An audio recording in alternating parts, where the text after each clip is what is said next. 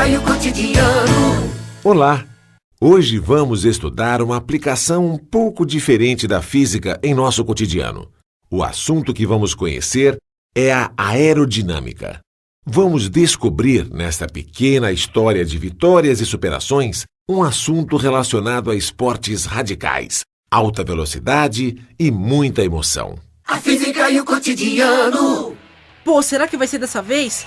Ai, eu tô na maior expectativa com essa corrida. Pode crer, me amarro em corrida. Desde pequeno, meu pai me leva no kartódromo Ayrton Senna, lá em Lauro de Freitas, pra ver corrida de kart. Ô pessoal, Beto, Renatinho, vamos fazer um pouquinho de silêncio, a corrida já vai começar. Zezito tem razão, tá quase na hora. Renatinho, traz outra rodada de refri. Espertão você, levanta do sofá e vai pegar. Psh, quietos vocês dois. Bem, amigos da Rede Mundial, estamos de volta diretamente do circuito de Interlagos em São Paulo para a transmissão do último grande prêmio do ano.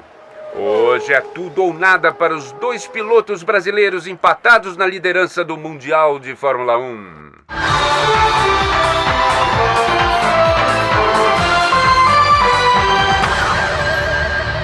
Atenção, comunicado urgente. Acaba de desaparecer no mar de Piatã, em Salvador, o paraquedista César Conceição, recordista mundial de queda livre. Vamos ao vivo ao local do incidente com nossa repórter Marina Fraga.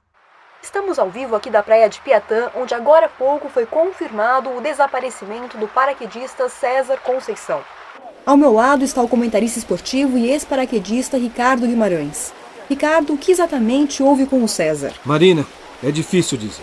É a primeira vez que eu vejo uma coisa assim acontecer. Você acha que César realmente caiu? Apesar de uma falha no equipamento ser altamente improvável, a gente não pode descartar nada neste momento. Explica para o nosso telespectador o que pode ter acontecido nesta trágica manhã ensolarada na cidade de Salvador.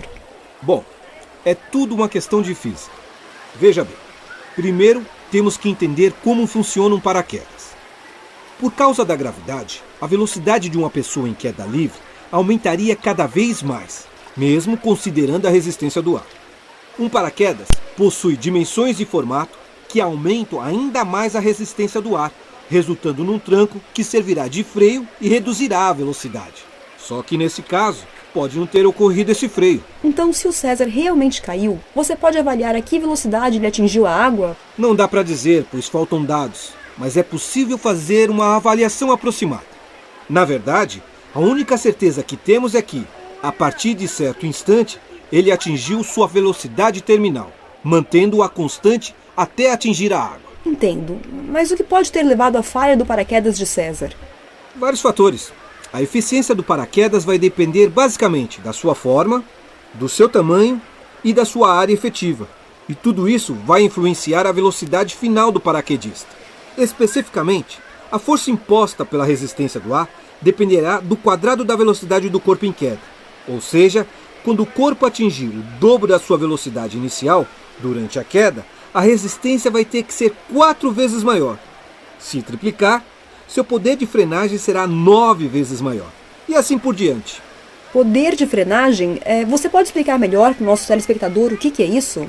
Seria algo como seu poder de frear, ou desaceleração, Maria. O poder de frenagem do paraquedas precisa ser suficiente para compensar o peso do corpo, originando uma aceleração contrária da gravidade. Ela vai aumentando pouco a pouco, até que seu valor se iguale ao da aceleração da gravidade. Quando isso acontecer, a aceleração resultante será nula e o corpo cairá com a velocidade constante, chamada de velocidade terminal ou limite, garantindo uma chegada segura ao solo. E foi isso que aconteceu com o César? O poder de frenagem do seu paraquedas falhou? É possível, mas vamos manter o pensamento positivo. As equipes de busca já estão a caminho e vamos torcer para que logo tenhamos boas notícias.